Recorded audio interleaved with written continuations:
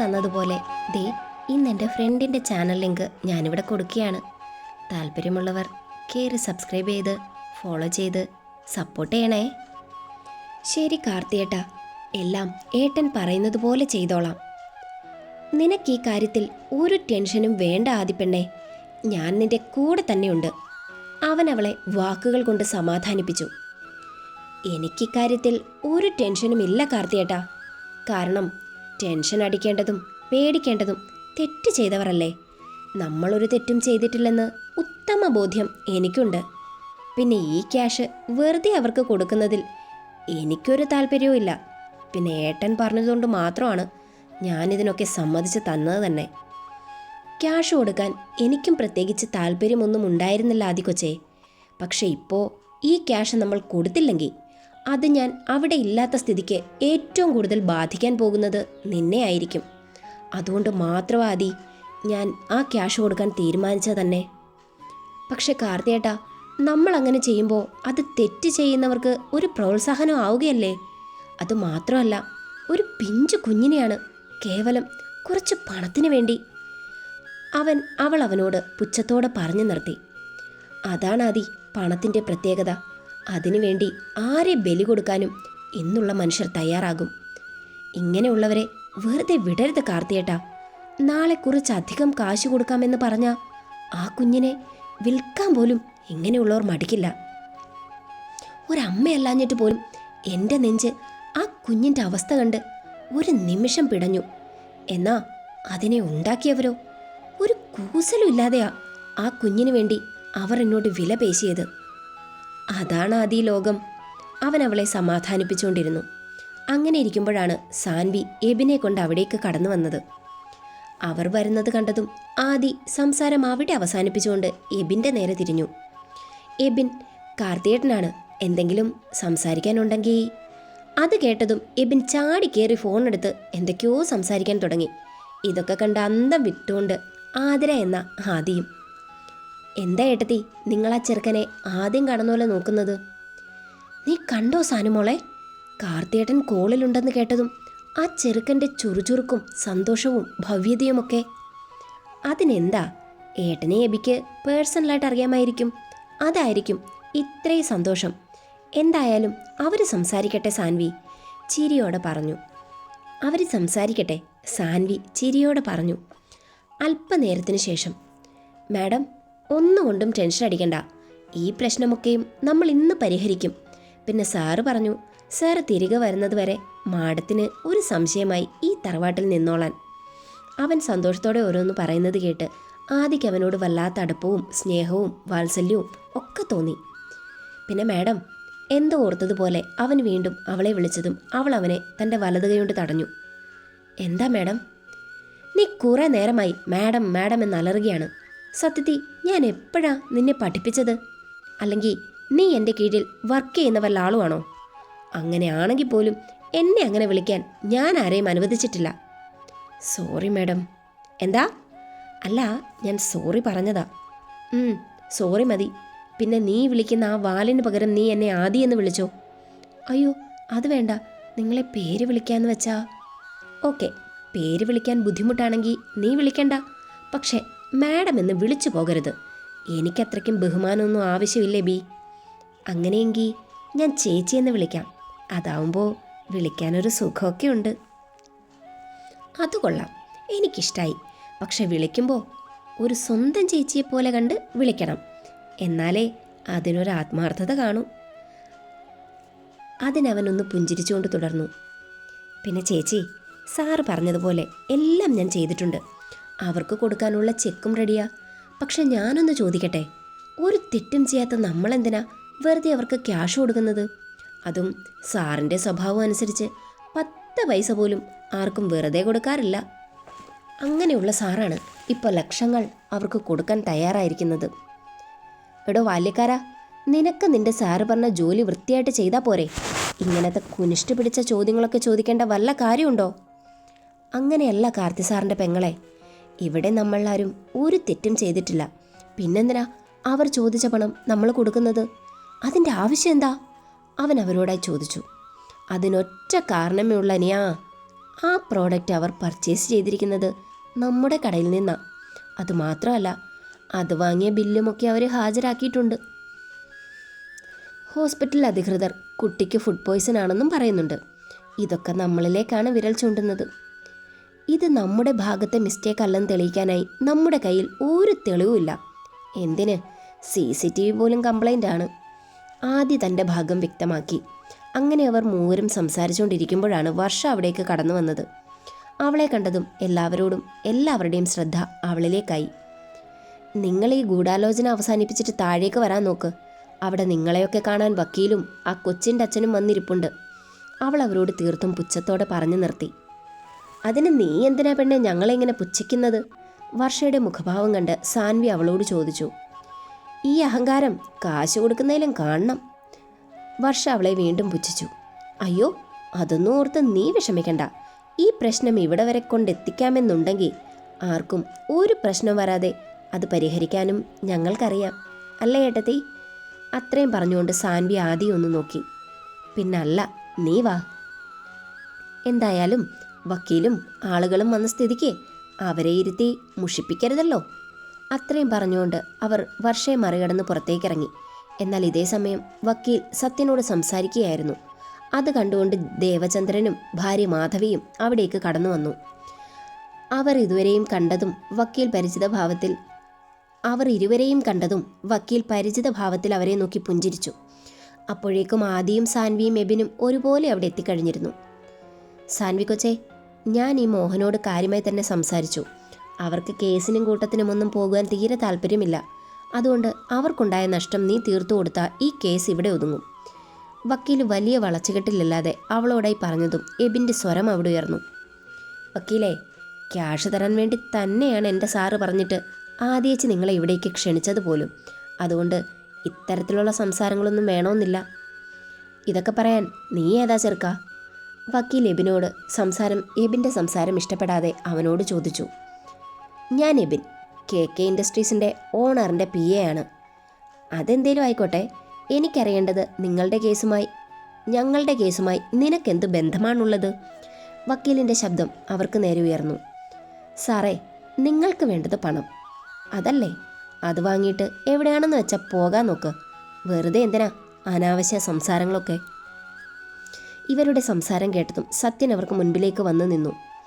ആദിയുടെ കണ്ണ് സാൻവിയിലേക്കായി. അവളുടെ നോട്ടം മനസ്സിലായതും അവൾ ആരും അറിയാതെ തൻ്റെ കയ്യിലിരുന്ന ഫോണിലേക്ക് അവിടുന്ന് നടക്കുന്ന കാര്യങ്ങൾ വീഡിയോ രൂപത്തിൽ പകർത്താൻ തുടങ്ങി. കൊച്ചേ, ഞങ്ങൾ വന്നത് ഇവിടുത്തെ വഴക്കും വക്കാണവും കേൾക്കാനല്ല. അതിൻ്റെ ആവശ്യവും ഞങ്ങൾക്കൊന്നും ഇല്ലതാനും. ഇത് കേസാക്കിയ ഞങ്ങൾക്കല്ല, നിങ്ങൾക്കാണ് നഷ്ടം, വക്കീൽ അവരെ ഓർമ്മിപ്പിച്ചു. അങ്ങനെയൊന്നും പറയാൻ കഴിയില്ല സാറേ.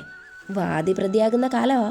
പിന്നെ ഞങ്ങളുടെ സൂപ്പർ മാർക്കറ്റിൽ ഇങ്ങനെ ഒരു സംഭവം ഈ 10-15 വർഷങ്ങൾക്കിടയിൽ ഇതാദ്യമാണ്. അതുകൊണ്ട് തന്നെ ഈ കേസ് അങ്ങനെ വെറുതെ വിടാൻ ഞങ്ങളും ഉദ്ദേശിച്ചിട്ടില്ല. ആദി തൻ്റെ ഭാഗം അവർക്ക് മുന്നിൽ വ്യക്തമാക്കി. പിന്നെ എന്നാ കാണിക്കാനാടി നീ ഇവരെയൊക്കെ ഇവിടേക്ക് വിളിച്ചു വരുത്തിയത്? സത്യൻ തൻ്റെ ദേഷ്യം മുഴുവൻ ആദിയുടെ മുൻപാകെ പ്രകടമാക്കി. ഞങ്ങൾ ഇവരെ വിളിച്ചു വരുത്തിയതുകൊണ്ട് അച്ഛൻ എന്തെങ്കിലും നഷ്ടമുണ്ടോ? ആദിക്ക് നേരെ അയാൾ ചാടിയത് ഇഷ്ടപ്പെടാതെ സാൻവി അയാളുടെ നേരെ എടുത്തടിച്ചു. സാൻവി, ഇതൊന്നും കുട്ടിക്കളിയല്ല മോളെ. മനക്കൽ തറവാടിനൊരു അന്തസ്സും പാരമ്പര്യവും ഒക്കെയുണ്ട്. അത് കളഞ്ഞു കുളിക്കാൻ ഞാനും സത്യേട്ടനൊന്നും സമ്മതിക്കില്ല. രാധിക അല്പം ദേഷ്യത്തോടെ തന്നെ അവരോട് എടുത്തടിച്ചു പറഞ്ഞു.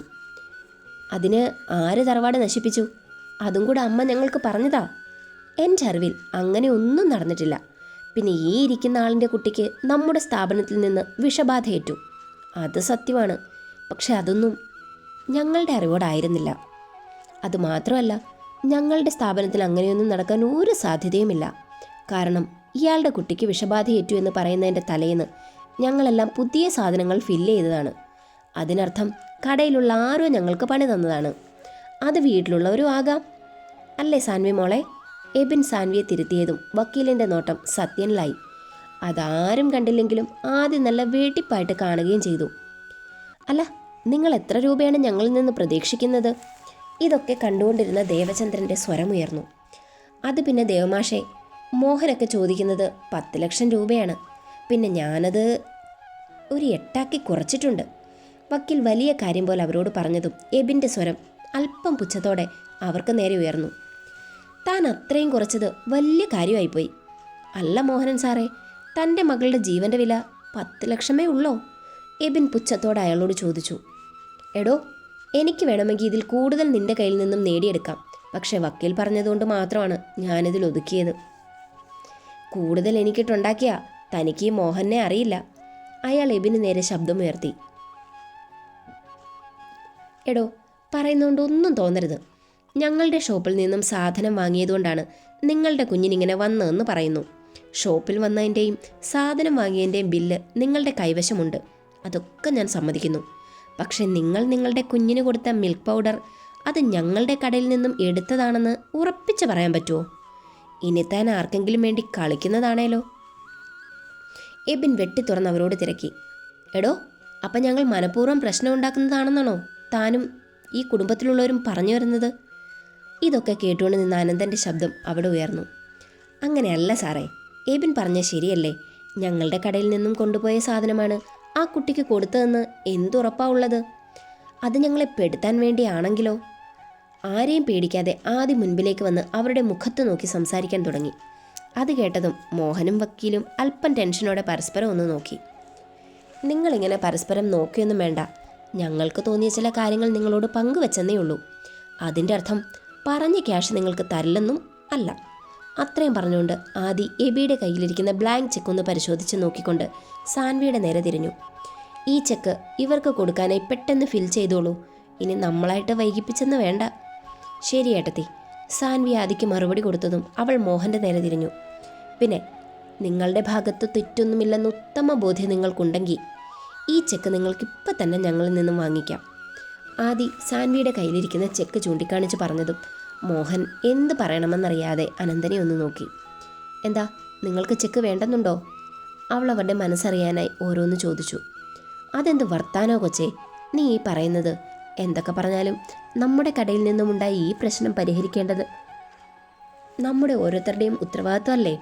സത്യൻ ആദിയുടെ നിൽപ്പ് കണ്ട് അവരുടെ ഇടയിലേക്ക് കയറി. എന്നാൽ അച്ഛൻ കൊടുക്ക് 8 ലക്ഷം രൂപ.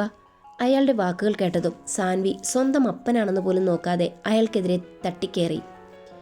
ഇവളും ഇവളുടെ കെട്ടിയവനും ഉണ്ടാക്കിയ കടം വീട്ടാനല്ല സാൻവി എൻ്റെ ഭർത്താവ് ഇരിക്കുന്നത്. അവർ സാൻവിയുടെയും ആദിയുടെയും നേരെ കുരച്ചു. അയ്യോ, ആൻറ്റിയും ആൻറ്റിയുടെ ഭർത്താവും ഒന്നും ഇതിലിടപെടണ്ട. കാർത്തി സാറിന് എന്തെങ്കിലും ബാധ്യത ഉണ്ടെങ്കിൽ അത് തീർക്കാൻ സാറിനറിയാം. അല്ലെങ്കിൽ സാറിനെ ഏതവസരത്തിലും സഹായിക്കാൻ മനസ്സുള്ള കുറച്ച് ആളുകൾ സാറിനൊപ്പം ഉണ്ട്. അതുകൊണ്ട് കാർത്തി സാറിൻ്റെ കടത്തെക്കുറിച്ച് ഓർത്ത് ഒന്നും ആരും തലപുകയ്ക്കണ്ട. പിന്നെ ഈ കൂട്ടത്തിൽ ആരെങ്കിലും സാറിനെ ചതിച്ചതാണെങ്കിൽ അത്രയും പറഞ്ഞുകൊണ്ട് അവനൊന്ന് പുഞ്ചിരിച്ചു. ആര് ചതിക്കാൻ? ഇവരതെന്തൊക്കെയാ സത്യേട്ടേ പറയുന്നേ? ഈ നിൽക്കുന്ന പെണ്ണും ആ ആട്ടക്കാരിയും ചേർന്നാണ് ആ ചെറുക്കൻ്റെ ബിസിനസ്സൊക്കെ നോക്കുന്നത്. എന്നിട്ടിപ്പോൾ കുറ്റം മുഴുവൻ നമ്മുടെ തലയിലും. എബിൻ പറഞ്ഞതൊന്നും ഇഷ്ടപ്പെടാതെ സാവിത്രി അവിടെ മുൻപിലേക്ക് കയറി വായിൽ തോന്നിയത് പലതും വിളിച്ച് പറയാൻ തുടങ്ങി. എന്നാൽ ഇതേ സമയം എബിൻ്റെ ഫോൺ വളരെ ഉച്ചത്തിൽ മുഴങ്ങിയതും ആ വാക്ക് തർക്കങ്ങളെയെല്ലാം അവഗണിച്ചുകൊണ്ട് എബിൻ ആ കോളെടുത്ത് മാറി നിന്ന് സംസാരിച്ചു തുടങ്ങി.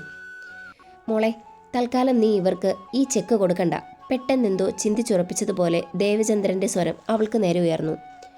പിന്നെ കൊടുക്കാതെ? കൊച്ചച്ഛൻ എന്ത് വർത്താനമാണ് പറയുന്നത്? പണം കിട്ടില്ലെന്ന് കണ്ടതും സത്യൻ്റെ മുഖഭാവം പെട്ടെന്ന് മാറി. കണ്ടില്ലേ ഏട്ടത്തി, ഇതിൻ്റെയൊക്കെ പിന്നിൽ എൻ്റെ അച്ഛനെന്ന് പറയുന്ന മഹാൻ തന്നെ.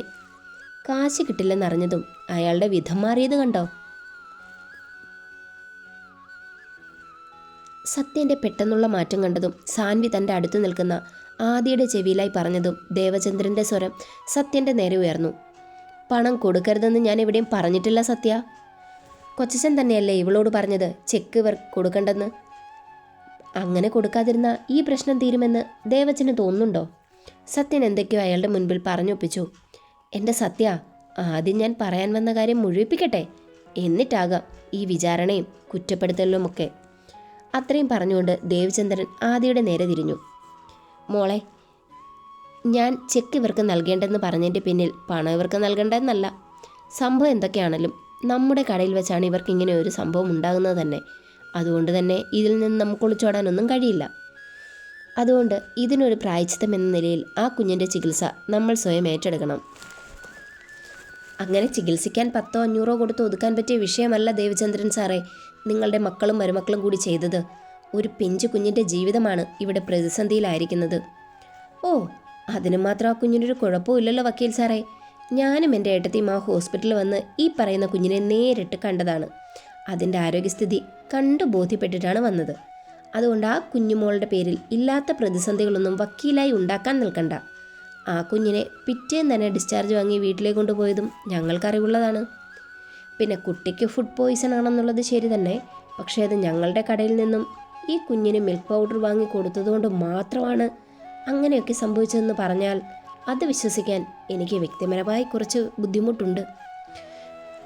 അപ്പോൾ കുഞ്ഞിൻ്റെ അച്ഛനായ ഞാൻ നിങ്ങളോട് നുണ പറയുന്നതാണെന്നാണോ നിങ്ങൾ ഒക്കെ പറഞ്ഞു വരുന്നത്? അതും കുഞ്ഞിൻ്റെ സ്വന്തം അച്ഛനായ ഞാൻ പണത്തിനു വേണ്ടി സ്വന്തം കുഞ്ഞിനെ തന്നെ ഇതിന് വിനിയോഗിച്ചു എന്നാണോ നിങ്ങൾ പറയുന്നത്? അവൻ അവരുടെ നേരെ ശബ്ദമുയർത്തി. ഞാൻ അങ്ങനെയൊന്നും പറഞ്ഞില്ല മിസ്റ്റർ മോഹൻ. എൻ്റെ മനസ്സിലുള്ള കാര്യങ്ങൾ ഞാൻ നിങ്ങളോട് വ്യക്തമാക്കി. ഇയാൾ പറയുന്ന പോലെ ഞങ്ങളുടെ കടയിൽ നിന്ന് വാങ്ങിയ പ്രോഡക്റ്റ് കൊടുത്തതുകൊണ്ടാണ് കുട്ടിക്ക് അസുഖം വന്നതെന്ന് പറയുന്നു. പക്ഷേ ഞങ്ങളുടെ ഷോപ്പിൽ ഓരോ സാധനങ്ങളുടെ നിലവാരം, പ്രത്യേകിച്ച് ബേബി ഫുഡ്സ്, അതൊക്കെ വളരെ കാര്യമായി തന്നെ ഞങ്ങൾ ചെക്ക് ചെയ്യുന്നതാണ്. പെട്ടെന്ന് എന്താണ് സംഭവിച്ചത് ഞങ്ങൾക്ക് തന്നെ അറിയില്ല. പക്ഷെ ഒരു കാര്യം ഉറപ്പാ, ഞങ്ങളറിയാതെ എന്തോ ഒരു തിരിമറി നടന്നിട്ടുണ്ട്. അതിന്നല്ലെങ്കിൽ നാളെ അതിൻ്റെ സത്യാവസ്ഥ ഞങ്ങളുടെ മുൻപിൽ എത്തുകയും ചെയ്യും. ആദ്യം ഉറപ്പോടെ പറഞ്ഞു നിർത്തിയതും ദേവ് തൻ്റെ ഭാര്യയായ മാധവിയുടെ നേരെ തിരിഞ്ഞു. മാധു, നീ പോയി ആ ചെക്ക് ബുക്ക് എടുത്തോണ്ട് വാ. എന്തിനാ ദേവച്ച? അത് കേട്ടതും രാധികയുടെ സ്വരമുയർന്നു. സാധാരണ ചെക്ക് ബുക്ക് എന്തിനാ ഉപയോഗിക്കുന്നത്? അതിന് തന്നെ. കൊച്ചച്ഛനപ്പോൾ ഇവർക്ക് ക്യാഷ് കൊടുക്കാൻ തീരുമാനിച്ചോ? സത്യൻ്റെ സ്വരമുയർന്നു. അങ്ങനെ തീരുമാനിച്ചിട്ടുണ്ടെങ്കിൽ ആർക്കെവിടെ നഷ്ടം? അയാൾ അതേ ഭാവത്തിൽ അവരോട് ചോദിച്ചു. ദേവച്ച, നിങ്ങൾ എന്തൊക്കെയാ പറയുന്നേ? നിങ്ങൾ കഷ്ടപ്പെട്ടുണ്ടാക്കിയ പണം എന്തിനാ മറ്റുള്ളവർക്ക് കൊടുക്കുന്നേ? മറ്റുള്ളവരോ? നീ എന്ത് വർത്താനമാണ് കൊച്ചി പറയുന്നത്? കാർത്തി എനിക്ക് എങ്ങനെയാണ് മറ്റൊരുവനാകുന്നത്? അവൻ്റെ അച്ഛനും അമ്മയും പോയതിനു ശേഷം അവനെ വളർത്തിയത് ഞാനും മാധവിയും പിന്നെ എൻ്റെ മകളുമാണ്. അതുകൊണ്ട് തന്നെ അവൻ ഞങ്ങളുടെ മകനാ. അയ്യോ, ഞാൻ ആ അർത്ഥത്തിൽ പറഞ്ഞതല്ല. ദേവച്ചൻ്റെ സ്വത്തുക്കൾ അച്ഛൻ്റെ മക്കൾക്കും അതുപോലെ അവരുടെ മക്കൾക്കും അവകാശപ്പെട്ടതാണ്. അതുമാത്രമല്ല, നാളെ ഒരു കാലത്ത് അച്ഛൻ്റെ മകൾ തിരികെ വന്ന ഇപ്പോഴുള്ള അവസ്ഥ. രാധിക അവരോട് പറഞ്ഞു നിർത്തി. ഞങ്ങൾ എന്ത് വേണമെന്ന് നിങ്ങളിപ്പോൾ പറഞ്ഞു വരുന്നത്? പണം തരാൻ താല്പര്യമില്ലെങ്കിൽ ഞങ്ങൾ എന്തിനാ ഇങ്ങോട്ട് ക്ഷണിച്ചത്? ഇതൊക്കെ കേട്ടുകൊണ്ട് നിന്ന് അനന്തൻ വക്കീലിൻ്റെ ശബ്ദം കൈലാസത്തുയർന്നു, മനക്കലുയർന്നു. എൻ്റെ വക്കീലെ, പണം തരില്ലെന്ന് ആരും പറഞ്ഞില്ല. കാർത്തിമോൻ തരാനുള്ള പണം അവൻ്റെ വളർത്തച്ഛനായ ഞാൻ തന്നെയാണെന്ന് കരുതിയാൽ മതി. അത് പറ്റില്ല. കൊച്ചനല്ലല്ലോ ഇതിനൊന്നിനും ഉത്തരവാദി. ഈ നിൽക്കുന്നവളും അവളുടെ ഭർത്താവും അല്ലേ? സാവി, നിന്നോട് ഞാൻ അഭിപ്രായം ചോദിച്ചില്ല. അവരുടെ സംസാരം ഇഷ്ടപ്പെടാതെ ദേവചന്ദ്രൻ്റെ സ്വരം അവൾക്ക് നേരെ ഉയർന്നു. ഒരു കുഞ്ഞു പുഞ്ചിരോടെ എബിൻ കയറി വന്നു. അതോടെ എല്ലാവരുടെയും നോട്ടം എബിനിലേക്കായി. ഞങ്ങളുടെ കാർത്തി സാർ നിങ്ങൾക്ക് തന്ന വാക്ക് പാലിച്ചിരിക്കുന്നു. അത്രയും പറഞ്ഞുകൊണ്ട് 8 ലക്ഷത്തിൻ്റെ ഒരു ചെക്ക് അവൻ അയാളുടെ നേരെ നീട്ടി. എബിമോനെ, ഞാനൊന്ന് പറയട്ടെ? അത് കണ്ടതും ദേവചന്ദ്രൻ്റെ ശബ്ദമുയർന്നു. ഈ വിഷയത്തിൽ മുത്തച്ഛൻ ഒരഭിപ്രായവും പറയണ്ട. ഇത് KK സാറിൻ്റെ തീരുമാനമാണ്. അതിനെ മറികടക്കുന്നത് അദ്ദേഹത്തിന് ഇഷ്ടമല്ല. അവൻ അവരെ ഓർമ്മിപ്പിച്ചു. കാശ് കിട്ടിയതും വക്കീലിൻ്റെയും മോഹൻ്റെയും മുഖം പൂനില ഉദിച്ചതുപോലെ ചുവന്നു. പക്ഷെ ഈ ക്യാഷ് നിങ്ങൾ ഞങ്ങളിൽ നിന്നും ചതിച്ചുണ്ടാക്കുന്നതാണെങ്കിൽ ഇതിനെക്കാട്ടിലും ഇരട്ടി നഷ്ടം നിങ്ങൾക്ക് അധികം താമസിയാതെ വന്നു ചേരും. അത് വക്കീലും നിങ്ങളും ഓർത്തു വച്ചോ. അത്രയും പറഞ്ഞുകൊണ്ട് അവൻ ദേവചന്ദ്രൻ്റെ നേരെ തിരിഞ്ഞു. ഇത് കാർത്തി സാറിൻ്റെ തീരുമാനമാണ്. അതുകൊണ്ട് മുത്തശ്ശൻ ഞങ്ങളോട് ക്ഷമിക്കണം. സാറിൻ്റെ ആഗ്രഹം പോലെ കാര്യങ്ങൾ നടക്കട്ടെ. അതാണ് എല്ലാവർക്കും നല്ലത്. അതുപോലെ ഇവിടെയുള്ളവർക്കും. അതുമാത്രമല്ല, മുത്തശ്ശൻ സാറിനും ചേച്ചിക്കും പണം നൽകിയാൽ അതിവിടെയുള്ളവർക്ക് ദഹിച്ചു എന്ന് വരില്ല. അതും കാർത്തി സാർ ഇവിടെ ഇല്ലാത്ത സ്ഥിതിക്ക്. എബിൻ അയാളെ ഓർമ്മിപ്പിച്ചു. എന്നാൽ ഈ സമയം മോഹനും വക്കീലും കിട്ടിയ പണം കൊണ്ട് അവിടെ നിന്ന് എങ്ങനെ മുങ്ങാൻ കഴിയുമെന്ന ചിന്തയിലായിരുന്നു. അതിന് കാരണം അവിടെയുള്ളവരുടെ സംസാരം തന്നെ. കിട്ടാനുള്ളതൊക്കെ കിട്ടിയില്ലേ, ഇനി എന്തിനവിടെ നിൽക്കുന്നേ? ഇതൊക്കെ കണ്ടു നിന്ന സത്യൻ അവർക്ക് മുൻപിലേക്ക് വന്നുകൊണ്ട് അവരോട് ചോദിച്ചു. അങ്ങനെ ഇവരെ പറഞ്ഞുവിടാൻ കഴിയുമോ അച്ഛാ? സത്യൻ്റെ സംസാരം കേട്ടതും സാൻവി തിരിച്ചടിച്ചു. ക്യാഷൊക്കെ കൊടുത്ത് എല്ലാം സെറ്റിലാക്കിയില്ലേ, പിന്നെന്തിനാ ഇവരെ ഇവിടെ പിടിച്ച് നിർത്തിയിരിക്കുന്നത്? അതിൻ്റെ ആവശ്യം എന്താ? അതെ, അത് തന്നെയാണ് എനിക്കും ചോദിക്കാനുള്ളത്. കുറേ നേരമായി സഹിക്കുന്നു. സാവിത്രി ആദിക്ക് നേരെ തുള്ളി. അങ്ങനെ ഇവരെ പറഞ്ഞുവിടാൻ കഴിയൂ അമ്മായി? ഇവർ ആരോപിച്ച പ്രശ്നത്തിൽ നിന്നും ഇവർ പിന്മാറിയതായി ഇവർ എഴുതി ഒപ്പിട്ട് തരണം. അതല്ലേ വക്കീലേ അതിൻ്റെ ഒരു മര്യാദ? പിന്നീട് അങ്ങോട്ട് അതിനെക്കുറിച്ചുള്ള ചർച്ചയായി. ആദിയും എബിയും സാൻവിയും അവരുടെ ആവശ്യങ്ങളത്രയും ആ വക്കീലിനെ കൊണ്ട് നേടിയെടുത്തതിന് ശേഷമാണ് അവരെ അവിടെ നിന്നും പറഞ്ഞയച്ചു തന്നെ. എല്ലാവരും 4 വഴിക്ക് പിരിഞ്ഞതും സത്യൻ രാധികയോട് പറഞ്ഞുകൊണ്ട് അവിടെ നിന്നും പുറത്തേക്കിറങ്ങി. അയാൾ പോകുന്നതും മറ്റും ബാൽക്കണിയിലിരുന്ന് സാൻവിയും ആദിയും എബിനും കാണുന്നുണ്ടായിരുന്നു. ഞാൻ പറഞ്ഞില്ലേ ഏട്ടത്തി, ഇതിനൊക്കെ പിന്നിൽ എൻ്റെ അപ്പൻ്റെ വളഞ്ഞ ബുദ്ധിയാണെന്ന്. എന്നിട്ടും ഏട്ടത്തി അതേപ്പറ്റിയൊന്നും പറഞ്ഞില്ല. എൻ്റെ കുഞ്ഞെ, അത് നിന്നെ ഞാൻ വിശ്വസിക്കാതിരുന്നിട്ടൊന്നുമല്ല. ഇതിൻ്റെയൊക്കെ പിന്നിൽ അയാളായിരിക്കുമെന്നും അറിയാം. പക്ഷേ അതൊക്കെ 4 പേരുടെ മുന്നിൽ പറയണമെങ്കിൽ നമുക്കതിനെ പറ്റി ഒന്നാന്തരം തെളിവുകൾ വേണം. ഇല്ലെങ്കിൽ വാദി പ്രതിയായെന്ന് വരും. ആദി സാൻവിയെ ഓർമ്മിപ്പിച്ചതും അതിനെ സപ്പോർട്ട് ചെയ്തുകൊണ്ട് എബിനും അവൾക്ക് മുൻപിലേക്ക് വന്നു. ഇവിടെ ആദിയേച്ചി പറഞ്ഞതിനോട് ഞാനും യോജിക്കുന്നു സാൻവി. കാരണം ഇതിൻ്റെയൊക്കെ പിന്നിൽ തൻ്റെ അച്ഛനായിരിക്കാം. പക്ഷെ അത് തെളിയിക്കാൻ പറ്റുന്ന തെളിവുകൾ നമ്മുടെ പക്കൽ വേണം. അല്ലാത്ത പക്ഷം വായുമൂടി മിണ്ടാതിരിക്കുന്നേ നല്ലത്. പക്ഷെ അങ്ങനെ ചെയ്യുന്നതുകൊണ്ട് എന്താ എബിൻ പ്രയോജനം? അതും കൂടെ നിങ്ങൾ പറ. നാളെ ഇയാൾ വീണ്ടും ഇതൊക്കെ ആവർത്തിച്ച? സാൻവിയുടെ ശബ്ദം അല്പം ഭയത്തോട് ഉയർന്നു. അങ്ങനെയെങ്കിൽ കാർത്തി സാർ ആരാണെന്ന് നിന്റെ തന്ത ശരിക്കും അറിയും സാൻവി. അദ്ദേഹത്തിന് ബന്ധമെന്നോ സ്വന്തമെന്നോ ഒന്നുമില്ല. ഇപ്പോഴുള്ള ഈ പ്രശ്നം അദ്ദേഹം ഇങ്ങനെ ഒതുക്കാൻ കാരണം അദ്ദേഹം പേടിച്ചിട്ടാണെന്ന് കരുതിയോ? എബിൻ സാൻവിയുടെ നേരെ ചോദ്യങ്ങൾ ഉയർത്തി. എനിക്കറിയാം എബി, എൻ്റെ ഏട്ടൻ ഈ വിഷയത്തിൽ മൗനം പൂണ്ടുവെങ്കിൽ ഇതിനേക്കാൾ വലിയൊരു പണി ഏട്ടൻ മനസ്സിൽ കണ്ടിട്ടുണ്ട്. അതുണ്ട് സാൻവി. സാറിൻ്റെ പ്രാണനായ ചേച്ചിയെയും സഹോദരിയെയുമാണ് ഈ നാട്ടുകാരുടെ മുൻപിൽ സത്യൻ സാർ കരിവാരിത്തേക്കാൻ തീരുമാനിച്ചത്. ഇതിൻ്റെ തിരിച്ചടി അയാൾക്ക് കിട്ടുക തന്നെ ചെയ്യും. അതുപോലെ ഇതിനൊക്കെ അയാൾക്കൊപ്പം കൂടിയ ഓരോരുത്തരും ഇന്നല്ലെങ്കിൽ നാളെ ഇതിന് സമാധാനം പറയേണ്ടി വരും. അങ്ങനെ ഓരോന്നും പറഞ്ഞുകൊണ്ട് അവർ അവിടെ തന്നെ നിന്നു. അപ്പോഴാണ് സത്യൻ അനന്തനെ അവർ പോകുന്ന വഴിയിൽ തന്നെ പിടിച്ചു നിർത്തിയത്. എന്താ സത്യ ഇത്? താൻ എന്തിനാ ഞങ്ങളെ ഈ വഴിയിൽ പിടിച്ചു നിർത്തിയത്?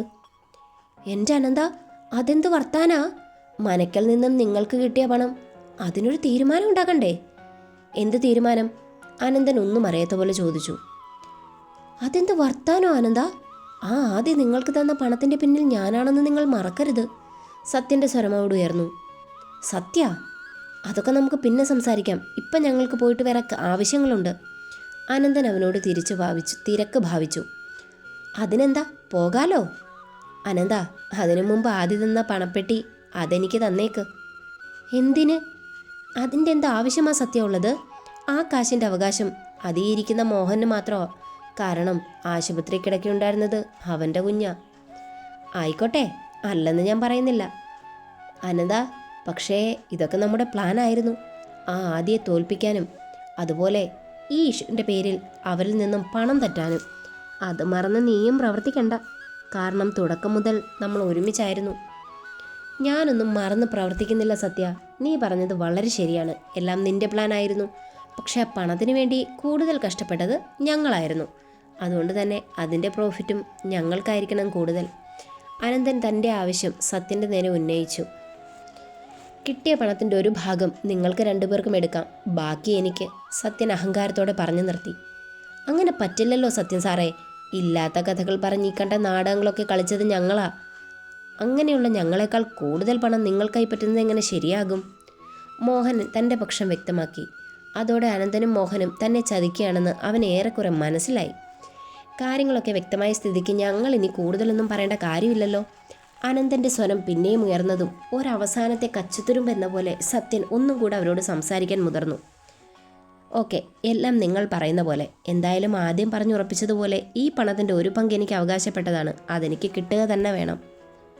അത് കേട്ടതും അനന്തൻ പെട്ടിയിൽ നിന്നും 500ൻ്റെ 2 കെട്ട് നോട്ടുകൾ അവൻ്റെ നേർക്ക് നീട്ടിയതും അയാൾ അവനെ സംശയത്തോടെ ദേഷ്യത്തോടെ ഒന്ന് നോക്കി.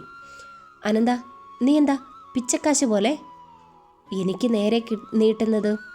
കുറഞ്ഞത് 3 എനിക്ക് വേണം. എടോ, തനിക്ക് വേണമെങ്കിൽ ഇതെടുക്കാം, അല്ലെങ്കിൽ മാറി നിൽക്കാം. പിന്നെ ഇതൊക്കെ തൻ്റെ പ്ലാനാണെന്ന് മനക്കിലുള്ളവരറിഞ്ഞ? അനന്തൻ ക്രൂര നിറഞ്ഞ സ്വരത്തിൽ അവനോട് ചോദിച്ചു. അനന്ത? അയാൾ അല്പം ഭയത്തോടെ അവനെ വിളിച്ചു. ഒരു പുഞ്ചിരിയോടെ അനന്തൻ അയാളോട് സംസാരിച്ചു തുടങ്ങി. അറിയില്ല ആരും ഒന്നും. അതിന് നിങ്ങൾ കൂടി മനസ്സ് വയ്ക്കണമെന്ന് മാത്രം. അതോടെ അയാൾ ആകെ ഒന്ന് ഭയന്ന് അയാൾ നീട്ടിയ പണം അവൻ്റെ കീശയിലാക്കി. ഗുഡ് ബോയ്, തനിക്കിത് ആദ്യമേ ചെയ്തുകൂടായിരുന്നോ? വെറുതെ എന്തിനാ ഞങ്ങളുടെ വിലപ്പെട്ട സമയം കളഞ്ഞുകൂടിച്ചത്? ഈ കാര്യം ആരും അറിയരുത് വക്കീലേ. അയാളുടെ സ്വരത്തിൽ വല്ലാത്തൊരു ഭയം നിഴലിച്ചിരുന്നു. സത്യ, ഇങ്ങോട്ട് പണിതില്ലെങ്കിൽ ഞങ്ങളെപ്പോലെ നല്ലവർ വേറെയില്ല. പക്ഷെ ഇങ്ങോട്ടുണ്ടാക്കാൻ നിന്നാ തിരിച്ചുണ്ടാക്കാൻ ഞങ്ങൾക്കൊരു മടിയില്ല. അവർ അയാളെ ഓർമ്മിപ്പിച്ചു. എന്നാൽ ഞങ്ങൾ ചെല്ലട്ടെ, സത്യനെന്തേലും കേസുണ്ടെങ്കിൽ വിളിച്ചാൽ മതി. അത്രയും പറഞ്ഞുകൊണ്ട് അവർ അവിടെ നിന്നും യാത്രയായി. സത്യൻ കിട്ടിയ പണം തിരിച്ചും മറിച്ചു നോക്കി അവിടെ തന്നെ അങ്ങനെ നിന്നു. എന്നാൽ ഇതേ സമയം രാധിക വളരെയധികം സന്തോഷത്തിലായിരുന്നു. കിട്ടാൻ പോകുന്ന വലിയ തുക അതായിരുന്നു അവരുടെ കൺമുന്നിൽ നിറഞ്ഞു നിന്നത്. ഏട്ടത്തി, സത്യേട്ടൻ ഇതുവരെ വന്നില്ലല്ലോ, ഇനി പണം കിട്ടി കാണില്ലേ? സാവിത്രി തൻ്റെ സംശയം രാധികയോടായി തിരക്കി. പിന്നെ കിട്ടാതെ എവിടെ പോകാനാ സാവി? നിനക്കെൻ്റെ സത്യേട്ടനെ അറിയാത്തതുകൊണ്ടാ. എന്ത് ചെയ്തിട്ടാണേലും സത്യേട്ടൻ ആ പണം കൊണ്ട് വരിക തന്നെ ചെയ്യും. സത്യം പറഞ്ഞ ആ പണത്തിനവകാശി നമ്മൾ മാത്രമാണ്. രാധിക പണത്തിനോടുള്ള അമിത ആർത്തിയിൽ അവളോട് കാര്യങ്ങൾ വ്യക്തമാക്കി. പക്ഷേ ഏട്ടത്തി, ഇതിൻ്റെയൊക്കെ പിന്നിൽ നമ്മളാണെന്ന് സാൻവി മോളും ആ ചെറുക്കനും ആ പെണ്ണും അറിഞ്ഞ? സാവി ഒരു പേടിയോടെ പറഞ്ഞതും രാധു അവളെ ആശ്വസിപ്പിച്ചു. ആരും ഒന്നും അറിയില്ലടി പെണ്ണേ, പക്ഷെ നീ ഒന്ന് ശ്രദ്ധിക്കണം. അറിയാലോ നിന്റെ ഭർത്താവ് കരുണൻ്റെ സ്വഭാവം. അയാൾക്ക് കൂറു മുഴുവൻ കാർത്തിയോട്. രാധിക അവളെ ഓർമ്മിപ്പിച്ചു. എനിക്കെല്ലാം അറിയാം രാധു ഏട്ടത്തി. അയാൾക്ക് സ്വന്തം ഭാര്യ എന്നെക്കാട്ടിലും അതുപോലെ ഞങ്ങളുടെ മക്കളെക്കാൾ താല്പര്യം ആ കാർത്തി എന്ന് പറയുന്ന ചെറുക്കനോടാണ്.